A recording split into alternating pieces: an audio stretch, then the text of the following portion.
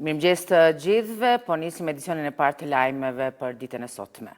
4 persona kanë humbur jetën në një aksident të rënd në Vjenë pas rrëzimit të një skele në një kantier ndërtimi. Sipas autoriteteve vjeneze, 3 viktimat janë shtetas të Kosovës, Pajtim Bajrami dhe Aslan Musliu, ndërsa një tjetër nga Bosnja. Një punëtor i mbijetuar ndodhet në gjendje kritike.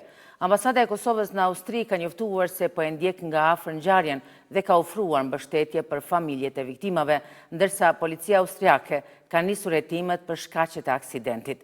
Ngushëllime për familjet e viktimave kanë shprehur edhe kryetari i Skënderajt Sami Lushtaku, duke i quajtur humbje e rëndë që i ka prekur të gjithë. Një këmbësor ka vdekur si pasojë një aksidenti trafiku që ka ndodhur mbrëm në Skënderaj. Policia ka njoftuar se shoferi i veturës është shoqëruar në stacionin policor për procedurë të mëtejme. Rreth orës 21:10 në rrugën Azem Bejta në Skënderaj ka ndodhur një aksident trafiku me pasojë fataliteti. Në aksident janë përfshirë një veturë dhe një këmbësor. Si pasojë aksidentit, në vendin e ngjarjes ka humbur jetën këmbësori rreth 74 vjeçar, njofton policia.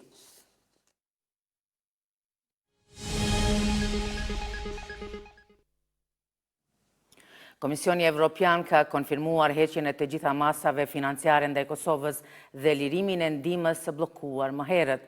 Gjatë debatit në Parlamentin Evropian, zyrtarët theksuan se do të riangazhohen me institucionet e Kosovës për të rikthyer vendin në agjendën evropiane.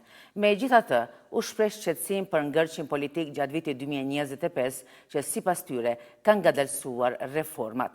Përfaqësuesit evropian mirëpritën edhe marrëveshjen për ligjin për të huajt, duke e cilësuar si hap pozitiv drejt sundimit të ligjit dhe progresit në rrugën drejt BE-s.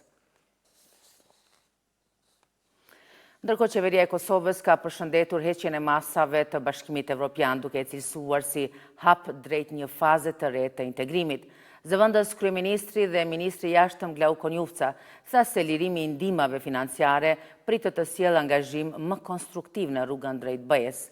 Ndërkohë, kryetari PDK-s Bedri Hamza e cilësoi vendimin si të mirëpritur, por të vonuar, duke theksuar se masat ishin pasojë e mungesës së koordinimit me aleatët ndërkombëtar.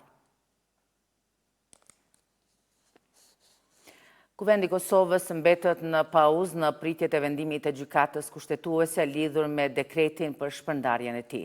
Gjykata kushtetuese ka konfirmuar se ka nisur shqyrtimin e kërkesës së kryeministrit Albin Kurti për dekretin e presidentes Vjosa Osmani për shpërndarjen e kuvendit.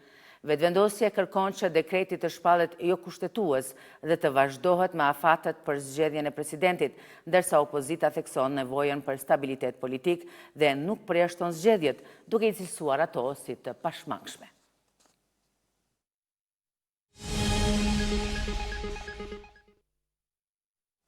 Një person është arrestuar nga policia e Kosovës në ndyshimin për shpërlarje parash në vlerë mbi 2 milion euro në bashkëpunim me prokurorinë speciale. Aksioni u realizua pas hetimeve disa vjeçare ndaj 6 të dyshuarve, të cilët dyshohet se mashtruan qytetar përmes shitjes së aviobiletave. Sipas policisë, i arrestuari ka vazhduar aktivitetin kriminal duke pastruar para përmes kompanive në pronësi të tij. Kemi ardhur kështu në fund të këtij edicioni. Faleminderit që na ndoqët. Mirupafshim.